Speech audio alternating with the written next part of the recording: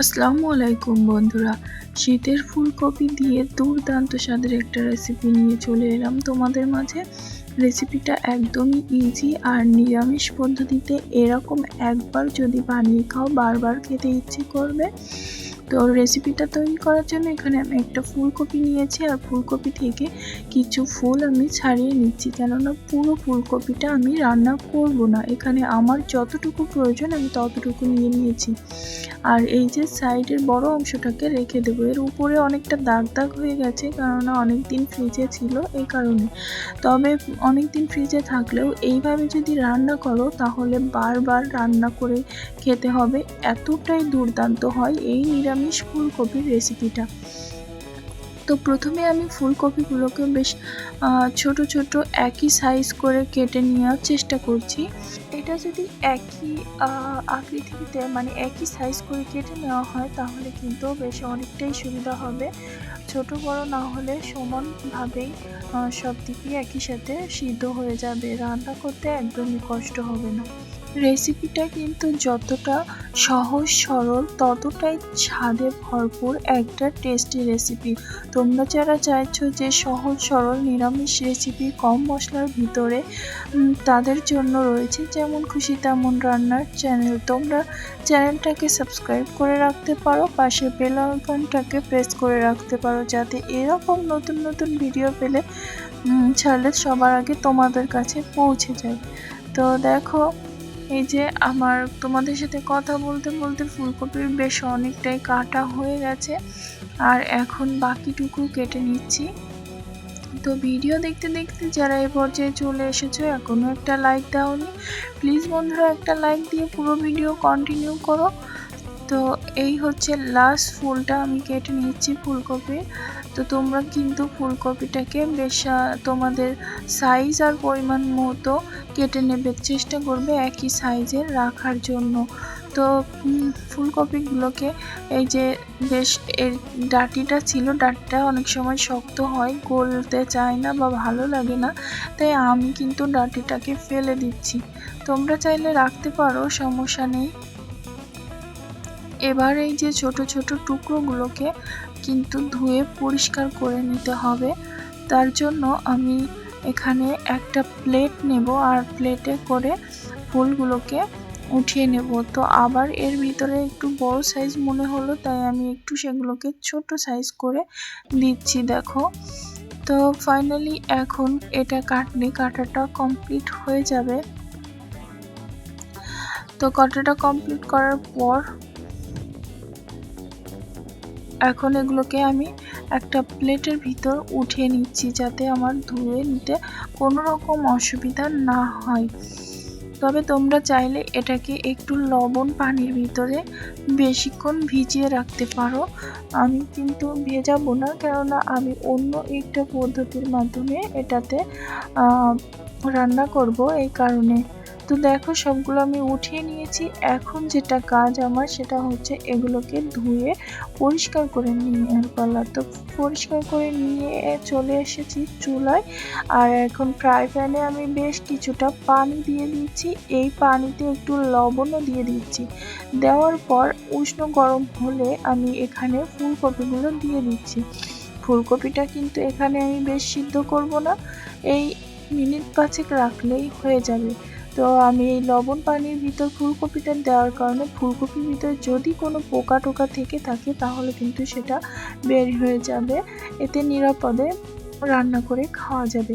তো তোমরা যদি এই কাজটা না করতে চাও তাহলে কিন্তু ঠান্ডা পানিতেই রেখে দিতে পারো। আর এখানে আমি মিক্সিং জার নিয়ে টুকরো করে রাখা কিছু টমেটো, কিছু মটরশুঁটি, কয়েক টুকরো আদা দিয়ে দিচ্ছি, রসুন কুচি, আর দিয়ে দিচ্ছি হাফ চামচের মতো জিরা। এটাকে একটা মিহি পেস্ট তৈরি করে নিয়ে রান্নার কাছে চলে যাব।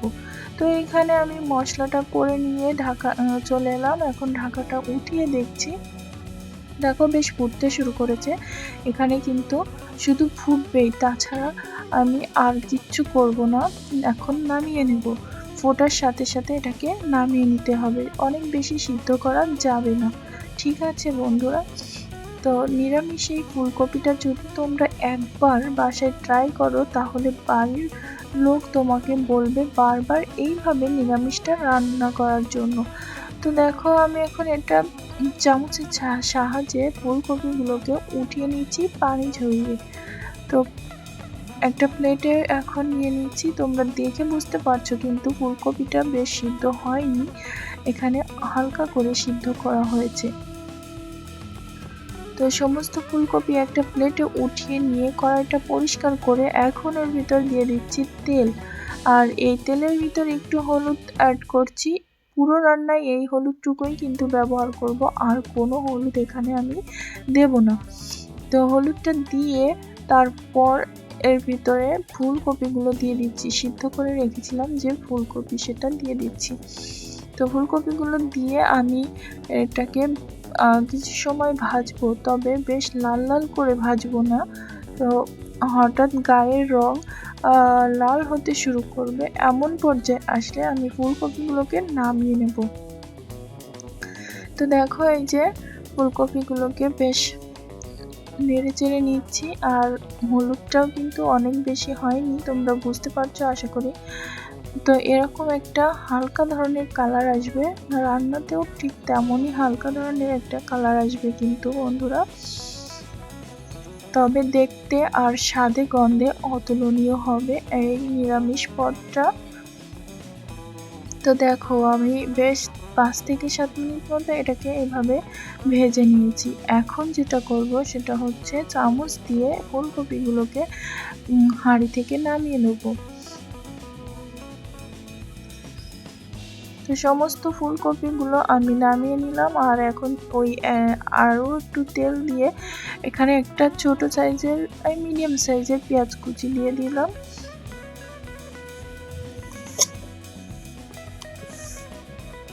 পেঁয়াজ কুচিটা দিয়ে বেশ এরকম হবে, বেশ ব্রাউন কালার হবে না, এরকম একটা পর্যায়ে আসলে আমি এর ভিতরে অ্যাড করে দেব যে মশলাটাকে পেস্ট করে নিয়েছিলাম। তো মশলাটাকে এখন দিয়ে দিলাম, দেখো দারুণ একটা পেস্ট হয়েছে। তোমরা চাইলে এখানে একটু কাজু বাদাম অ্যাড করতে পারো, বাট আমার ঘরে ছিল না, এই কারণে আমি বাদামটা ছাড়াই করেছি। তোমরা চাইলে এখানে দিতে পারো, বেশ ভালোই লাগবে। তবে মশলাটাকে কিন্তু অনেক সময় ধরে কষিয়ে নিতে হবে, আর আমি মশলাটা যদি বেশি সময় কষাতে পারি এই কারণে অল্প একটু পানি অ্যাড করে দিলাম। আর এই অ্যাড করে দেওয়ার পর একটু নেড়ে চেড়ে নিয়ে এখানে বেশ কিছু গুঁড়া মশলা অ্যাড করব।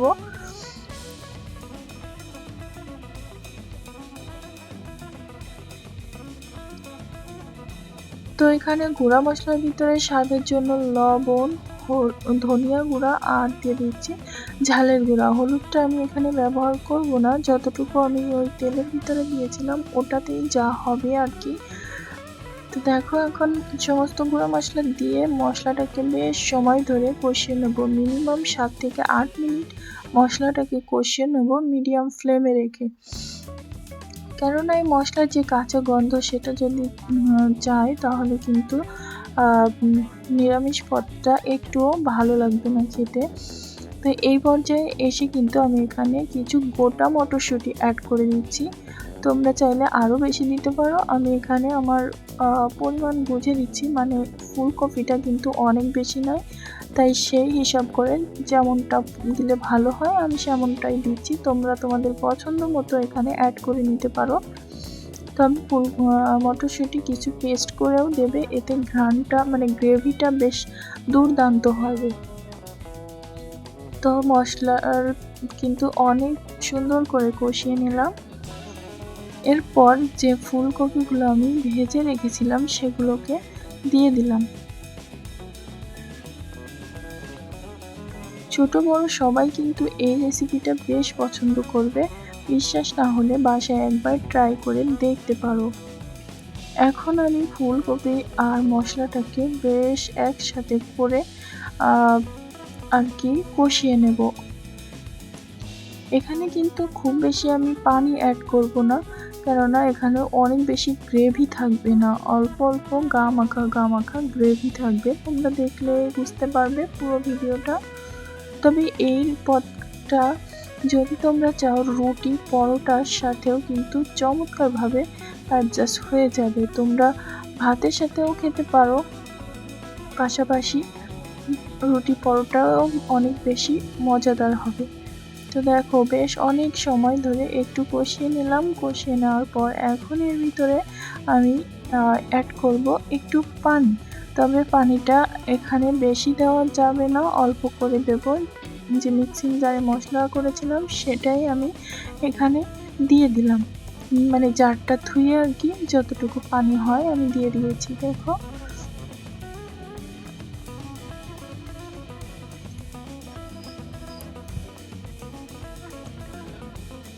এবার এটাকে কিছু সময় রান্না করে নেব। তার আগে আমি এখানে কিছু মশলা আবারও দেব, মশলা নয় ঠিক একটু ঝাল দিচ্ছি, কাঁচা মরিচ আর কি। তো তোমরা যারা ঝাল একটু বেশি পছন্দ করো তারা এখানে কাঁচামরিচটা স্কিপ করতে পারো অথবা শুকনো মরিচের গুঁড়োটা স্কিপ করতে পারো। মোট কথা তোমাদের যেমন পছন্দ ঝাল তোমরা তেমনটাই দিয়ে নেবে। আর দিয়ে দিচ্ছি গোটা টমেটো।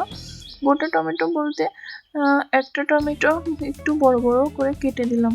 তোমরা চাইলে টমেটোটা নাও দিতে পারো, তবে টমেটোটা দিলে ভালো লাগবে। ঢাকা দিয়ে রেখেছিলাম বেশ 5 থেকে 7 মিনিটের মতো।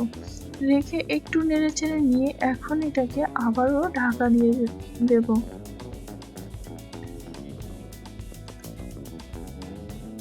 তো আমি ঢাকা দিয়ে আরও 2-1 মিনিট রান্না করেছিলাম, কিন্তু সেটা স্কিপ হয়ে গেছে। যাই হোক আমি এই যে চলে আসলাম আরও 7 থেকে 8 মিনিট পর। দেখো এখন গ্রেভিটাও কিন্তু অনেক বেশি নেই, এরকম একটা টেক্সচারে আসবে নিরামিষ এই পদের গ্রেভিটা। তো দেখো দেখতে কিন্তু বেশ মাশাআল্লাহ অনেক সুন্দর হয়েছে, আর খেতে তো অনেক বেশি টেস্ট হয়েছিল। এখন আমি চুলার ফ্লেমটা অফ করে 5 থেকে 7 মিনিট রেখেছিলাম, তারপরে ঢাকাটা উল্টে এখন দেখালাম ফাইনাল লুক। তো এখন এটাকে আমি পরিবেশন করে নিচ্ছি একটা প্লেটে।